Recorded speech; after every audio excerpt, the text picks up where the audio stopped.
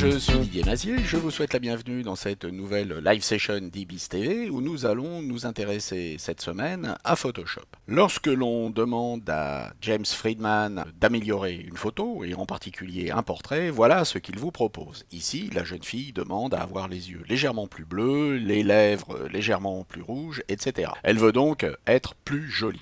En fait, elle est très bien comme ça, mais bon. Et voilà ce que propose James Friedman. Alors, James m'a toujours fait beaucoup rire.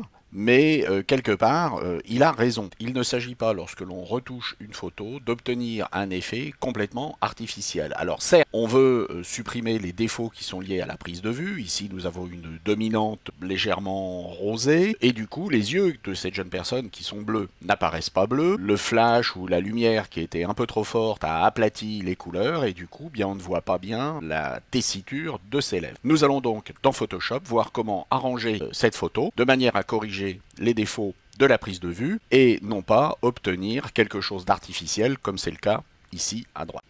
La première chose que nous allons faire, c'est de sélectionner ici cette image et nous allons la placer sur son propre calque avec CTRL-J sur PC ou COMMAND-J sur Mac. Nous allons créer un autre calque. Si j'appuie sur commande sur Mac ou CTRL sur PC, le calque va se trouver en dessous.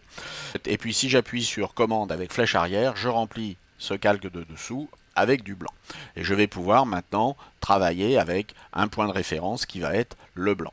Je vais également prendre le calque sur lequel la photo se trouve et transformer ce calque en objet dynamique de manière à pouvoir effectuer des réglages qui vont être non destructifs. Nous allons maintenant appliquer un réglage qui va nous permettre de supprimer les dominantes de couleur légèrement rosées sur l'ensemble du visage. Pour ce faire, nous allons appliquer un réglage. Ce réglage, nous allons le gérer avec les courbes et nous allons fixer dans l'image le point de blanc et le point de noir. Le point de blanc va être la zone dans l'image qui va être une zone blanche neutre. Il ne s'agit pas du trou dans le papier, donc il ne s'agit pas d'une valeur à 0 ou à 255 si on est en environnement RGB, mais d'une zone qui est neutre. Si je double-clique ici, vous voyez que j'ai fixé 3% pour le cyan, 2% pour le magenta, 2% pour le jaune. Lorsque vous faites ceci, pensez à bien décocher couleur web uniquement. De la même façon, pour le point de noir, j'ai déterminé un noir à 60% de cyan, 50 de magenta, 50 de jaune et 90 de noir. Il ne s'agit donc pas d'un noir plat à 100%, mais d'un noir riche composé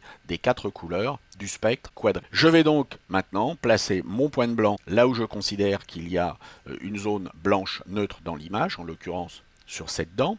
Il y a des images où il n'y a pas de point de blanc. Mais dans cette image, nous avons un point de blanc. En cliquant ici, vous voyez que la dominante a commencé à disparaître. Et puis lorsque je vais placer le point de noir, je vais aller en verrouillant la touche majuscule de mon clavier, je vais placer ce point de noir dans une ombre propre et non pas dans une ombre portée. Donc je peux le placer ici, éventuellement là, mais je pense que ça sera mieux ici.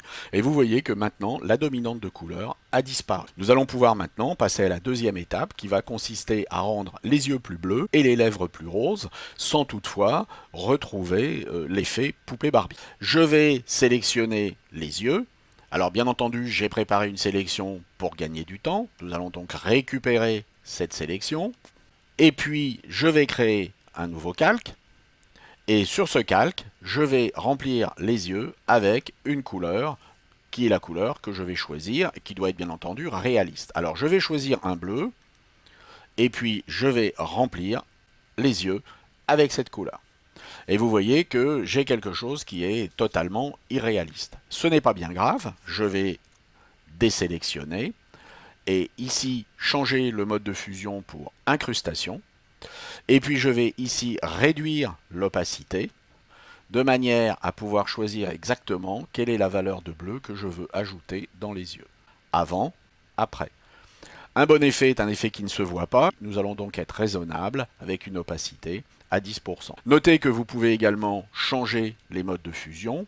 Nous pourrions être en mode teinte, couleur. Ici, par exemple, en mode couleur, on a un effet qui est légèrement différent. Et puis, on va faire la même chose pour les lèvres. C'est-à-dire que l'on va récupérer la sélection des lèvres. Nous allons créer un nouveau calque. Je remplis donc les lèvres avec cette couleur. Je désélectionne. Alors, au passage, vous voyez qu'on peut peut-être améliorer la sélection. Et puis, je vais de la même façon choisir un mode de fusion qui peut être incrustation. Et puis je vais ici réduire l'opacité. Vous voyez que nous avons simplement ici corrigé les défauts de la photo. Alors si on regarde avant et après, vous voyez que nous avons un résultat qui reste réaliste. N'oubliez pas que vous pouvez également jouer sur l'opacité, sur le réglage général ici de suppression des dominants. Alors on va pouvoir maintenant réafficher la poupée Barbie.